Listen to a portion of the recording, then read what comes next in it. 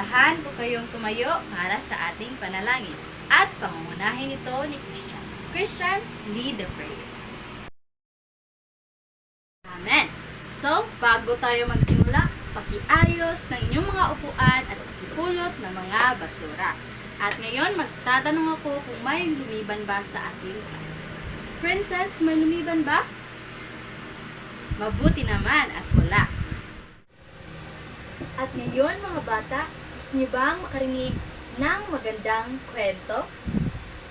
Okay. So, ang ating kwento ngayong araw na to ay ang kakaibang araw ni Benny.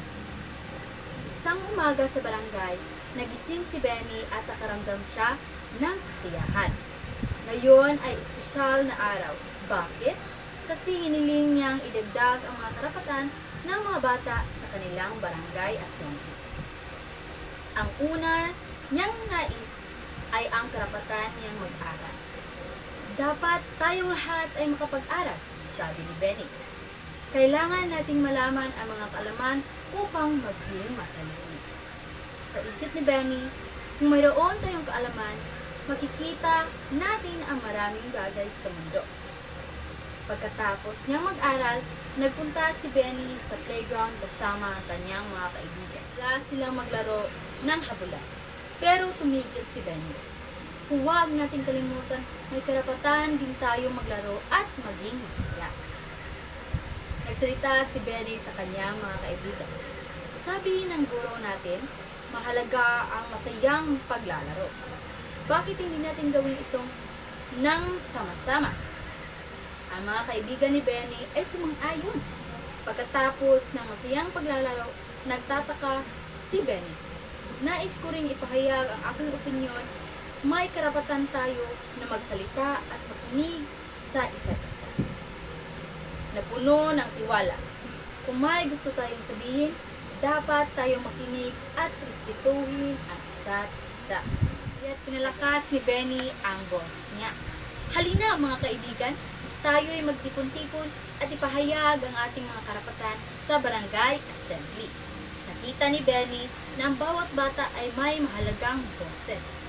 Sa barangay assembly, tumayo si Benny. May karapatan tayo na magkaroon ng magandang kinabukasan. Nais naming ihalal ang mga guro at leader na tutulong sa atin. Lahat ay nakinig kay Benny.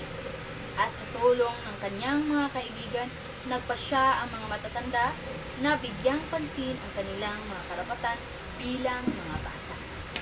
Sa wakas, natutunan ni Benny at ng kanyang mga kaibigan na mahalaga ang kanilang mga karapatan.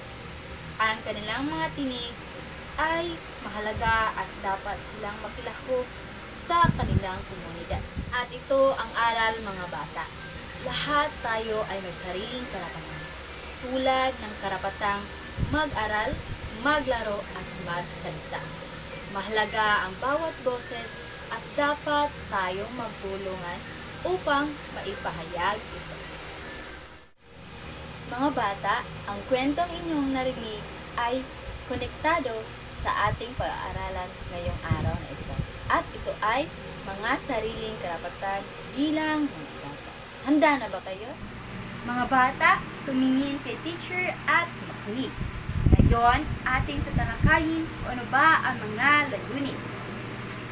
Okay. Mga layunin. Ipapakita ang pagiging magalang sa pamamagitan ng mga angkop at kilos na nagbibigay talaga sa mga karapatang tinatamasa bilang bata. Natutukoy ang mga sariling karapatan ng bata or rights of a child, halimbawa, pangalan, lokasyon, pagkain, tubig, tahanan, at pamilya.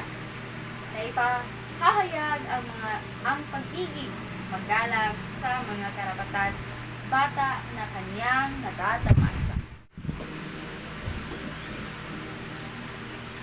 Makapaglaro at maglibang.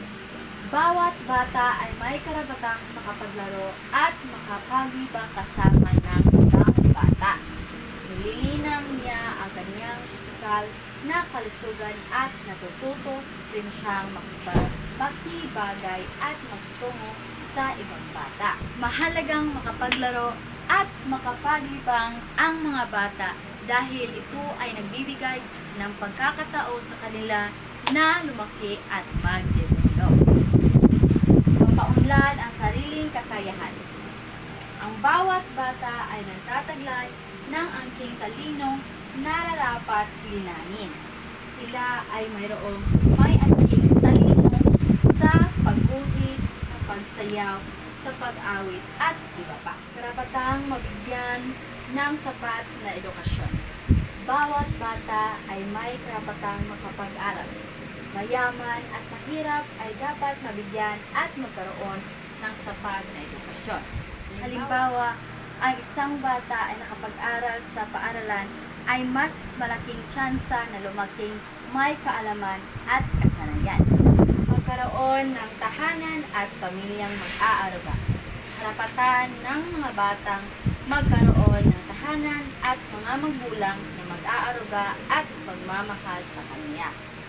Ang pamilya ang hubog, maggagabay at magbibigay proteksyon sa kanyang pagkatao. Halimbawa, ang isang bata ay mayroong pamilya na mag-aaruga at magmamahal sa kanya ay may mas malaking tsansa na lumaki na masaya at malusog. Manirahan sa mapayapa at ligtas na lugar. Karapatan ng batang manirahan sa isang mapayapa at tahimik na komunidad kung saan magiging panatag ang kanyang pag-iisip at pagkamit.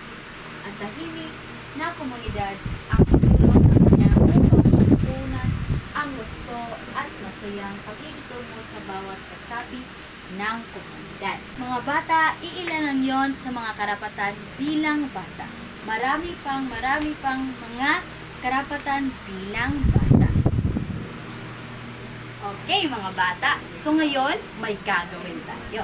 At ito ang panuto. Sulat sa sagutang papel ang T kung tama ang ipinapahayag ng pangungusap at M kung ito ay mali. Mary Jane, pakibasa ang unang pangungusap. At ano ang iyong sagot? Tama!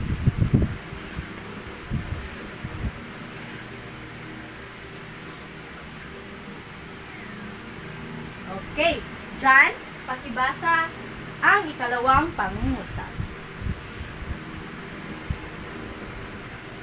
Mali! Tama!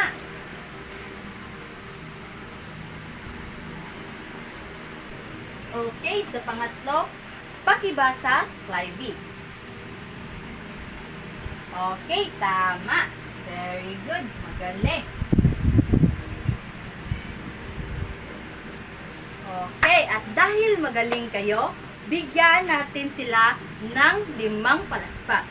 1, 2, 3, 4, 5. Very good, very good, very good. Bata, para sa inyong takdang aralin, gumuhit ng isang larawan na nagpapakita ng isa sa inyong mga karapatan.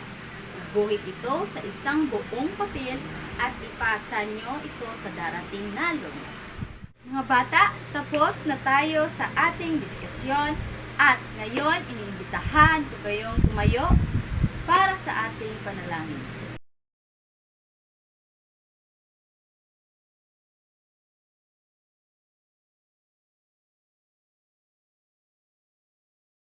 Amen! Salamat mga bata sa pakikinig at huwag niyong kalimutan, may pasok tayo. Mga bata, ang kwento na inyong narinig. Hello, Arya. Nanoy. Amen! Dali. Ay, sa ikat niya, mara nagawa. Salamat mga bata sa pakikinig at bye-bye.